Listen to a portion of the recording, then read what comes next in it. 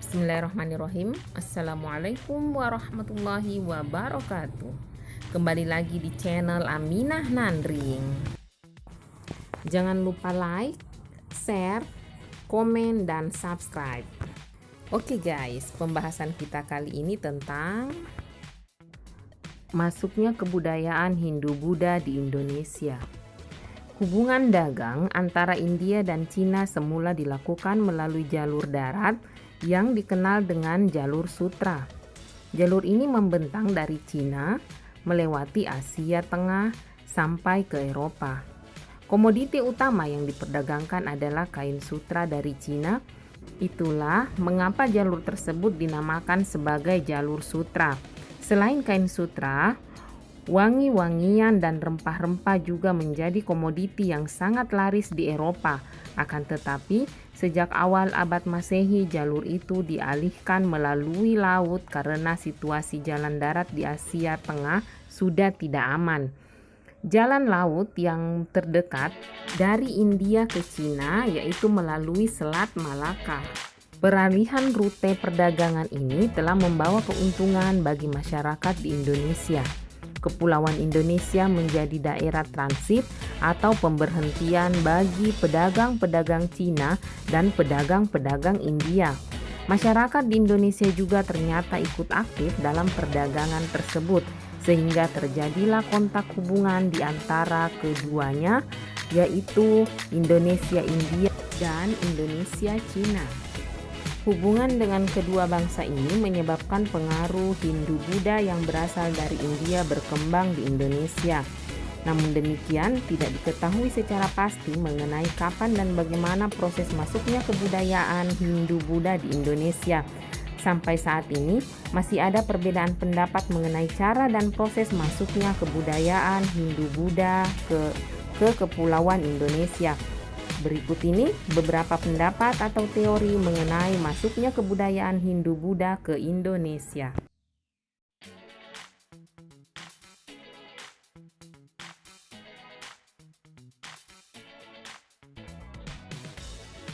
A. Teori Waisya. Teori Waisya dikemukakan oleh N.J. Krom. Ia menyebutkan bahwa proses masuknya kebudayaan Hindu-Buddha dibawa oleh pedagang India. Para pedagang India yang berdagang di Indonesia menyesuaikan dengan angin musim. Sambil menunggu perubahan angin, mereka dalam waktu tertentu menetap di Indonesia.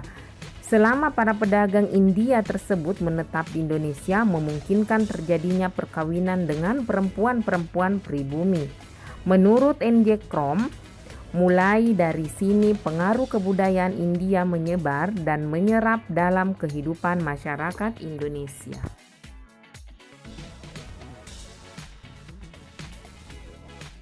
B. Teori Ksatria. Ada 3 pendapat mengenai proses penyebaran kebudayaan Hindu-Buddha yang dilakukan oleh golongan ksatria, yaitu sebagai berikut. 1. C.C. Birk. C.C. Birk menjelaskan bahwa golongan ksatria yang turut menyebarkan kebudayaan Hindu-Buddha di Indonesia. Para ksatria India ini ada yang terlibat konflik dalam masalah perebutan kekuasaan di Indonesia. Bantuan yang diberikan oleh para ksatria ini sedikit banyak membantu kemenangan bagi salah satu kelompok atau suku di Indonesia yang bertikai. Sebagai hadiah atas kemenangan itu, ada di antara mereka yang kemudian dinikahkan dengan salah satu putri dari kepala suku atau kelompok yang dibantunya. Dari perkawinannya itu, para ksatria dengan mudah menyebarkan tradisi Hindu-Buddha kepada keluarga yang dinikahinya tadi. Selanjutnya, berkembanglah tradisi Hindu-Buddha dalam kerajaan di Indonesia. 2. Mokherjee. Mokherjee mengatakan bahwa golongan ksatria dari Indialah yang membawa pengaruh kebudayaan Hindu-Buddha ke Indonesia. Para ksatria ini selanjutnya membangun koloni-koloni yang berkembang menjadi sebuah kerajaan. 3. J.L. Mons. J.L. Mons mencoba menghubungkan proses terbentuknya kerajaan-kerajaan di Indonesia pada awal abad ke-5 dengan situasi yang terjadi di India pada abad yang sama.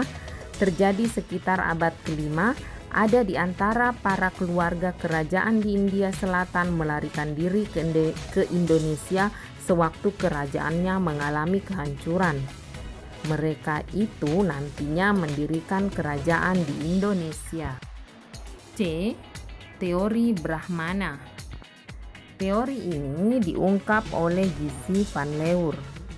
Dia mengatakan bahwa kebudayaan Hindu-Buddha India yang menyebar ke Indonesia dibawa oleh golongan Brahmana.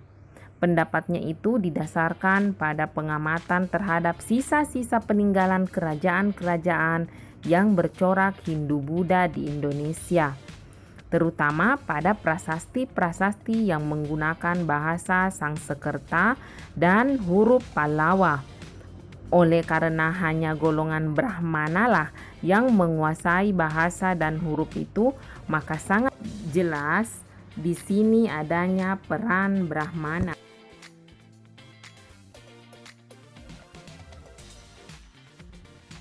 D. Teori arus balik.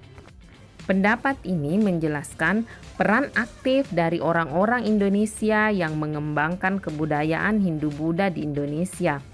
Pendapat mengenai keaktifan orang-orang Indonesia ini diungkap oleh F.D.K. Bos yang dikenal dengan teori arus balik.